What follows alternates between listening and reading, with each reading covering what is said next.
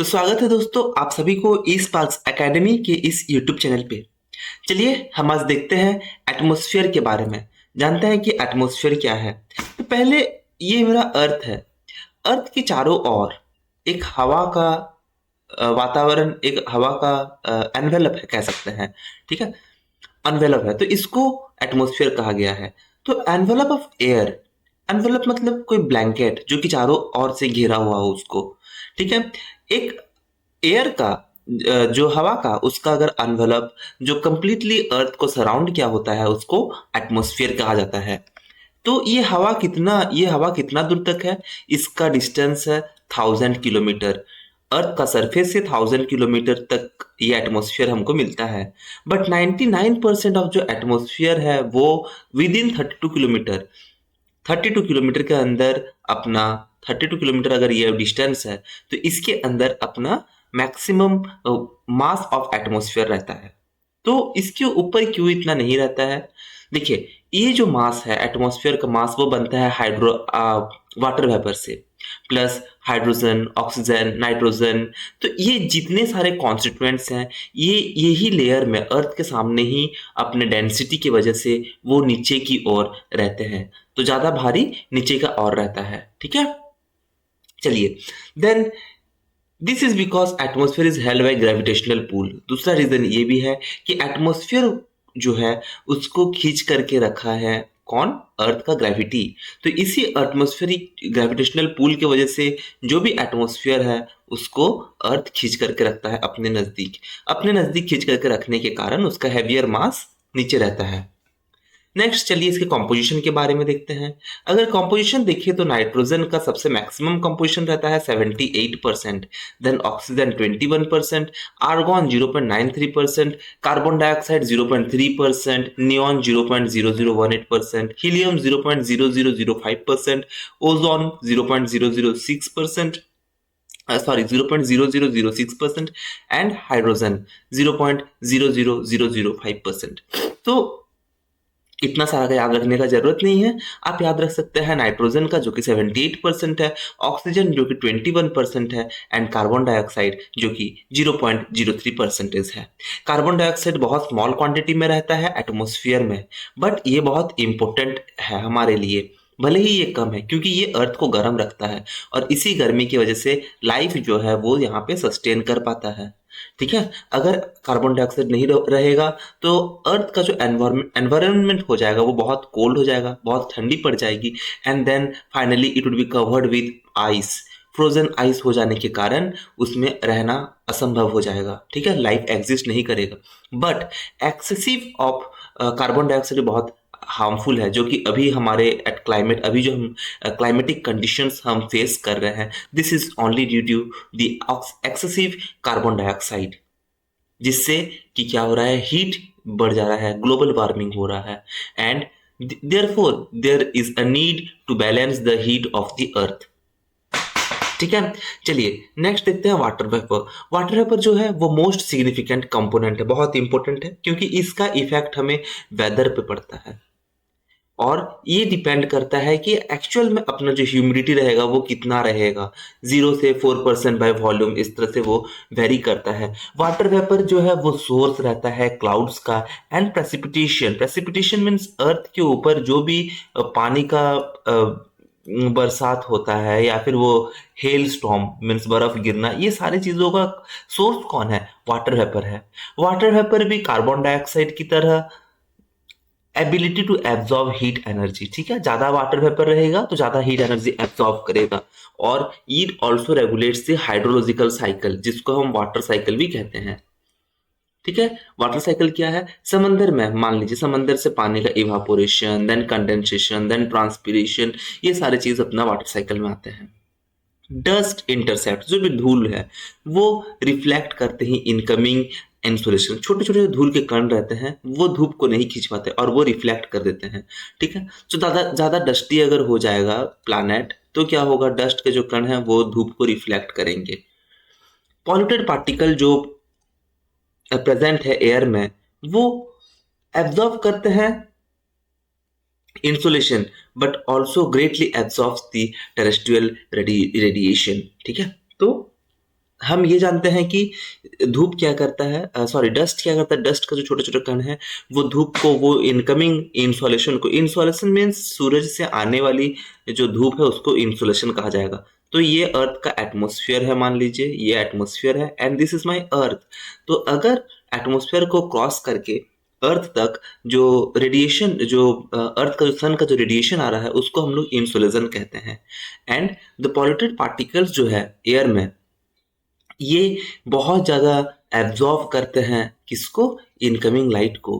Plus ये जो terrestrial radiation जो है, हम आग जला रहे हैं, प्लस इंडस्ट्री से इतना हीट रेडिएशन हो रहा है, तो ये सारी चीज़ों का भी जो हीट जनरेशन है, अर्थ का जो हीट है अपना, तो ये भी एब्जॉर्व कर रहा है। तो कहीं ना कहीं हम देख सकते हैं कि पॉल्यूटेड पार्टिकल्स जो है वो अपना टेम्परेचर को बढ़ा रहे हैं।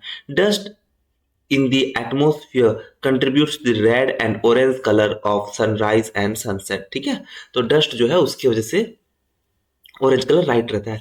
तो आपका एक चीज आप ये सोच सकते हैं कि ये तो रिफ्लेक्ट कर रहा है incoming insolation dust, then polluted particle क्या है। बट डस्ट को छोड़ करके भी दोस्तों बहुत सारे अलग पॉल्यूटेड पार्टिकल्स हैं।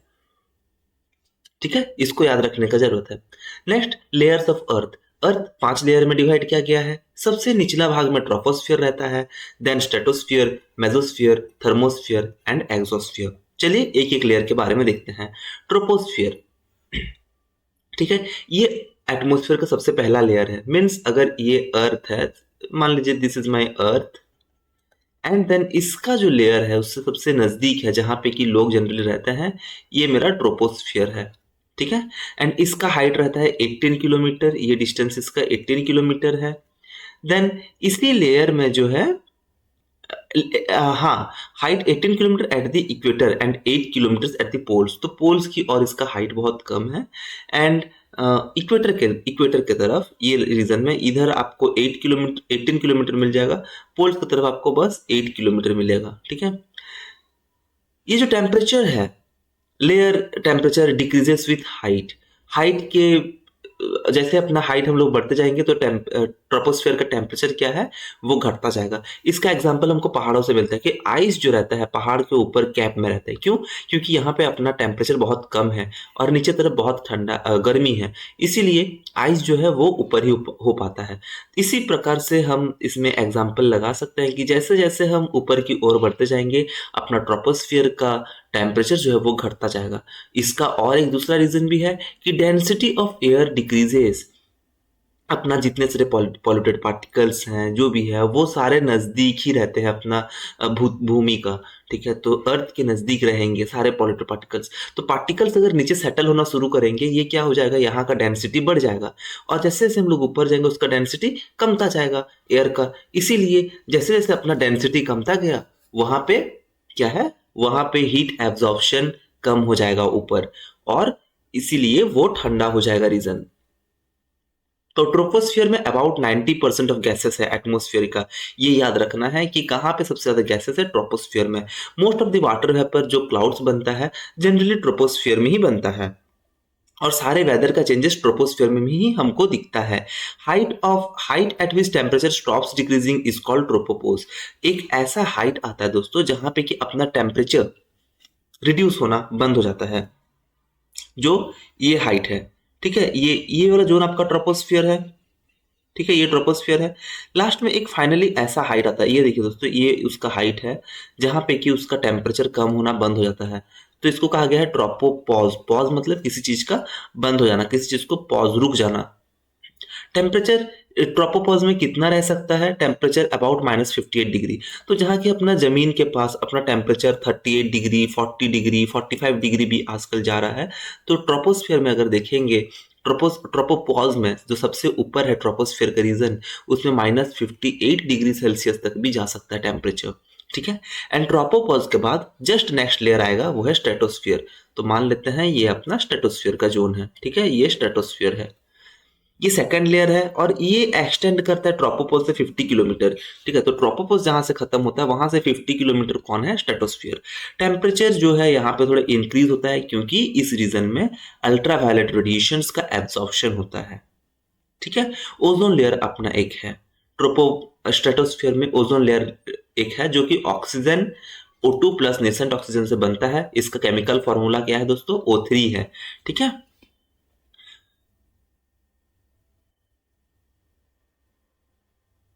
तो इससे टेम्परेचर जो है ये जो ओजोन लेयर है ये क्या करता है? ओजोन का जो लेयर है आप समझ सकते हैं कि हमारे बॉडी का जो सेल्स हैं जो कि अपने डिजीजेस से फाइट करते हैं, या फिर मान सकते हैं कि आप बॉर्डर में जो लड़ाई करते हुए सैनिक हैं वो क्या करते हैं? वो लड़ते हैं, सारे गोली को है वो अपने सीने में वो तान लेते हैं, बट वो इंडिया को बचाते हैं, अपना देश को बचाते हैं। इसी प्रकार स्ट्रेटोस्फियर जो है उसका जो ओजोन लेयर रहता है वो ओजोन लेयर सारी अल्ट्रावायलेट रेडिएशंस को खींच लेता है, एब्जॉर्ब करता है and protects the earth from UV radiation. अगर ओजोन लेयर नहीं रहेगा तो अर्थ में भी लाइफ रहना इम्पॉसिबल है। ये एब्जॉर्ब कर लेते हैं इस हीट को, इसीलिए जैसे जैसे आप ट्रोपोपॉज जहां पे अपना ट्रोपोस्फीयर खत्म होता है, या फिर स्ट्रेटोस्फीयर के बिगिनिंग से अगर आप ऊपर की ओर बढ़ते जाएंगे, ठीक है, अर्थ से दूर जा करके एटमॉस्फेयर में और ऊपर जाते रहेंगे तो आपका टेम्परेचर बढ़ता जाएगा। ठीक है। और इस लेयर में क्लाउड्स नहीं रहते हैं, प्लस वेदर का जो फेनोमेनन है हमको यहाँ पे नहीं मिलता है, वेदर का चेंजेस यहाँ पे नहीं मिलेगा। तो ये खुला आसमान, साफ आसमान यहाँ पे आपको दिखेगा। इसीलिए लार्ज जेट प्लेन्स जो है इसी लेयर में जाते हैं। ठीक है। अबाउट 50 किलोमीटर्स अगर हम जाएंगे तो टेम्परेचर क्या होता है, फिर धीरे धीरे फॉल होना शुरू होता है। और इसी से हमको पता चलेगा कि जहां से टेम्परेचर फॉल होना फिर से शुरू होगा, पता चलेगा कि ट्रोपोस्फीयर खत्म हो गया, एंड इसको कहा जाएगा स्ट्रेटोपॉज। ठीक है। तो ये अर्थ था, अर्थ के बाद हम लोग पढ़े हैं ये ट्रोपोपॉज है। ठीक है। ट्रोपोस्फीयर के बाद ट्रोपोपॉज है, देन स्ट्रेटोस्फीयर आया, स्ट्रेटोस्फीयर के बाद स्ट्रेटोपॉज आएगा, फिर यहाँ पे आपका आता है मेसोस्फीयर। ठीक है। मेसोस्फीयर, मेसोस्फीयर क्या है? अपना थर्ड लेयर है। तो ये एक्सटेंड करता है हाइट ऑफ 80 किलोमीटर। तो यहाँ से आप 80 किलोमीटर जाएंगे ट्रोपो स्ट्रेटोस्फीयर से, स्ट्रेटोपॉज से, तो आपको मेसोस्फीयर आएगा। यहाँ पे टेम्परेचर फिर से गिरता है। ठीक है। उसका गिरने का रीजन क्या है? क्योंकि वही आपका डेंसिटी रिड्यूस हो रहा है। ठीक है ना। देन -90 डिग्री तक ये चला जाता है टेम्परेचर। एंड इसके जो लेयर के जो ये जो 80 मीटर के बाद, 80 किलोमीटर के बाद मेसोपॉज आएगा जहां पे मेसोस्फीयर खत्म होता है। देन है थर्मोस्फीयर जो कि मेसोस्फीयर के ऊपर है। ये एक्सटेंड करता है हाइट ऑफ 640 किलोमीटर। तो बहुत बड़ा रीजन है ये, 640 किलोमीटर तो ये एक्सटेंड करेगा। यहाँ पे टेम्परेचर बहुत ज़्यादा राइज होता है, अप टू 1480 डिग्री सेल्सियस। ठीक है ना, लगभग 1500 डिग्री सेल्सियस। क्यों यहाँ पे राइज होगा? क्योंकि यहाँ पे जो गैस मॉलिक्यूल्स हैं वो कहीं ना कहीं एक्स रेज, यूवी रेज, ये सबको एब्जॉर्ब करके हीट कर देते हैं। थर्मोस्फियर नाम ही इसीलिए है, थर्मो मतलब कुछ चीज को गर्म रखना। ठीक है। तो इससे क्या होता है? ब्रेकअप ऑफ गैस मॉलिक्यूल्स टूट करके पॉजिटिव और नेगेटिव चार्ज बन जाते हैं, और इसीलिए इसको आयोनोस्फियर भी कहा गया है। अगर आप केमिस्ट्री में पढ़ेंगे तो आपको आयोन्स के बारे में नॉलेज रहेगा। ठीक है। जैसे प्लस माइनस ये आयन्स हैं जो जो मिल करके एक न्यूट्रल मॉलिक्यूल बनाते हैं। ठीक है। तो जो धूप है, जो किरण है, एक्सरेज का, अल्ट्रावायलेट रेडिएशंस का, ये सब गैस मॉलिक्यूल्स एब्जॉर्ब करते हैं। एब्जॉर्ब करके वो डिवाइड कर लेते हैं प्लस और माइनस में, है ना, वो स्प्लिट हो जाते हैं उससे। तो स्प्लिट होने से क्या होगा? अभी अभी उसमें आपका आयन्स बन जाता है, इसीलिए उसको आयनोस्फीयर भी कहा गया है। तो ये जो इलेक्ट्रिकल चार्ज्ड मॉलिक्यूल्स हैं ये क्या करती है? ये ही मॉलिक्यूल्स जो है रेडियो वेव्स जो जनरेट होती है अर्थ में, उनको वो फिर से रिटर्न भेजती है। ठीक है। तो ये अपना अर्थ है, अर्थ के ऊपर एक नेटवर्क लगा हुआ है। ये आप फोन से, ये आपका मोबाइल फोन है, तो यहां से आप बात कर रहे हैं। ठीक है। ये आप मोबाइल फोन से बात करें, आप फोन किए, तो यहाँ पे एक लेयर है जिसको आयोनोस्फीयर कहा गया है, जो कि plus minus negatively charged particles है। तो यहाँ से आपका सिग्नल जाता है यहाँ पे। ठीक है। देन यहाँ से ये रिफ्लेक्ट बैक करेगा नेटवर्क को, फिर नेटवर्क से फिर रिफ्लेक्ट बैक करके जिसके रिसिपिएंट में आप फोन कर रहे होंगे उसको वो फोन लगेगा। ठीक है। तो इसी तरह से जो ब्रॉडकास्टिंग का, कम्युनिकेशन का जितने सारे सर्विसेज हैं वो भी डिस्टेंस कम्युनिकेशंस, तो ये आयनोस्फीयर की जोन से ही होता है। थर्मोस्फीयर हमें मिट्योर से बचाते हैं, प्लस जो जरूरतमंद सैटेलाइट्स नहीं है उनसे बचा लेता है, क्योंकि इसका जो हाई टेम्परेचर है ये उनको पूरा जला लेती है और अर्थ के अंदर आने नहीं देती है। तो आप समझ सकते हैं कि ये भी किस तरह से सुरक्षा कवच की तरह काम करती है। नेक्स्ट दोस्तों एग्जोस्फीयर। एग्जोस्फीयर जो है वो थर्मोस्फीयर के ऊपर में रहता है एंड इसका जो एक्सटेंशन है अप टू 960 किलोमीटर्स है। ठीक है, थर्मोस्फीयर के ऊपर और 960 किलोमीटर जाएंगे तो एग्जोस्फीयर है। ये सबसे एक्सटर्नल लेयर है, इसी से आप याद रख सकते हैं कि ये सबसे एक्सटर्नल लेयर है, इसीलिए इसको एग्जोस्फीयर कहा गया है, एक्स एक्स। ठीक है, नेक्स्ट ये फाइनली क्या होता है, धीरे धीरे धीरे धीरे प्लैनेटरी इंटरप्लैनेटरी स्पेस है जो अपना यूनिवर्स है उसके साथ मर्ज कर जाता है। और टेम्परेचर यहाँ पे 300 डिग्री टू 1650 डिग्री रहता है और इसमें कई सारे गैसेस पाए जाते हैं, oxygen, nitrogen, argon, helium, but बहुत कम अमाउंट में पाई जाती है क्योंकि यहाँ पे ग्रेविटी नहीं है। उतना अर्थ उतना दूर उसको खींच नहीं पाता है। ठीक है ना, जितने तो रहना था सब ट्रोपोस्फियर में आ गए सारे ऑक्सीजन गैसेस, बट उतना दूर जाते जाते उसका अर्थ का ग्रेविटेशनल पुल जो है वो भी खत्म हो जाता है। ठीक है, इसीलिए गैस मॉलिक्यूल्स जो है वो स्पेस में भी कभी कभार छूट के चले जाते हैं, एस्केप कर लेते हैं। चलिए हम लोग देखते हैं कि सन कैसे एनर्जी पैदा करती है। ठीक है, तो sun is the source of energy, हमको पता है। सन में हाइड्रोजन एंड हीलियम है, वो भी मैक्सिमम कॉन्स्टेंट में। हाइड्रोजन 3% होगा तो हीलियम 1%। ठीक है, ये रेशियो में है 3:1 में। तो 3/4 भाग हाइड्रोजन है, 1/4 भाग हीलियम है। ये दोनों क्या करते हैं दोस्तों, अपने ही अपने अंदर ये लोग न्यूक्लियर फ्यूजन करते हैं। Fusion means hydrogen and helium, ये हाइड्रोजन का मॉलिक्यूल है, ये हीलियम का मॉलिक्यूल है, ये मिल करके ये मिल जाता है एंड इसको न्यूक्लियर फ्यूजन कहा गया है। न्यूक्लियर फ्यूजन जो होता है इससे बहुत ज्यादा गर्मी पैदा होती है, tremendous amount of energy in all direction. ठीक है, तो सन का कोर में, सन का जो कोर है, सन का अगर हम लोग देखें तो सन का एक कोर है रीजन, और उसका सबसे बाहर वाला जो लेयर है उसको कोरोना कहा जाता है, सबसे अंदर वाले रीजन को कोर कहा जाता है। तो कोर में क्या प्रोसेस चल रहा है, न्यूक्लियर फ्यूजन फ्यूजन। ठीक है, fusion fusion and fusion different है, दो मॉलिक्यूल बन करके एक बनना को उसको फ्यूजन कहा गया है। तो सन जो है वो बहुत ज्यादा एनर्जी रेडिएट करती है, हीट और लाइट में, सारी दिशाओं में। और इसका जो छोटा साइज है सन, मतलब अर्थ का सन के मुकाबले, तो अर्थ सन का बहुत कम ही एनर्जी को खींच पाता है। ठीक है, आप समझ सकते हैं कि सन इतना बड़ा है, सन अगर इतना बड़ा है तो अर्थ कहाँ इतना छोटा है, तो उसके मुकाबले वो कितना ही एनर्जी खींचेगा सन का। इसलिए there is ample amount of solar energy जो कि हम लोग यूज कर सकते हैं, बट हमारे पास उतना इक्विपमेंट नहीं है। पहला चीज वो है, प्लस अपना धरती में उतना रेडिएशन ही नहीं आता है क्योंकि अपना धरती बहुत छोटा है सन के मुकाबले, हम लोग खींच नहीं पाएंगे उतना। ठीक है, नेक्स्ट हम लोग देखते हैं सोलर रेडिएशन जो है वो primary source of heat and light है अर्थ के लिए। अर्थ में अगर हीट लाइट आता है तो सन ही, सोलर रेडिएशन ही सबसे प्राइमरी सोर्स है। आप तो सोचेंगे मून भी तो लाइट देती है, बट मून का जो लाइट है वो सोलर रेडिएशन की वजह से ही आता है। सन का जो लाइट मून के ऊपर गिरता है, मून का सरफेस के ऊपर, तो वो चमकता है और इसी रिफ्लेक्शन जो है हमारे आंख पे गिरता है तो हम उसको देख पाते हैं कि वो लाइट दे रहा है। ठीक है, नेक्स्ट है इंसोलेशन। तो इनकमिंग सोलर रेडिएशन जो है अर्थ में उसको इंसोलेशन कहा गया है और ये शॉर्ट वेव्स में आती है। ठीक है, रिसीव्ड इन शॉर्ट वेव्स, छोटे छोटे वेव्स में आएगा। इतना छोटा छोटा वेव्स तो बहुत जल्दी जल्दी आ पाता है। ठीक है ना, तो ये छोटे छोटे वेव्स हैं, ये छोटा वेव्स कह सकते हैं और ये बड़ा वेव्स कह सकते हैं। ठीक है, छोटे छोटे वेव्स में आएंगे। देन टेरेस्ट्रियल रेडिएशन, अर्थ का जो सरफेस है वो क्या करता है, अर्थ का सरफेस सन का रेडिएशन को एब्जॉर्व करता है, फिर बाद में उसको रेडिएट करता है। ठीक है, कोई भी आप मान लीजिए आपका गैस है, गैस बर्नर में आप क्या किए हैं, आप उसको जलाते हैं, आग जलाते हैं एंड यहाँ पे आप बना रहे हैं, कुछ खाना बना रहे हैं, ठीक है, सब्जी बना रहे हैं। तो क्या है, ये जो धूप है, ये जो गर्मी है, ये जो हीट है, हीट ये जो खाना है वो एब्जॉर्ब कर रही है, प्लस पक रही है।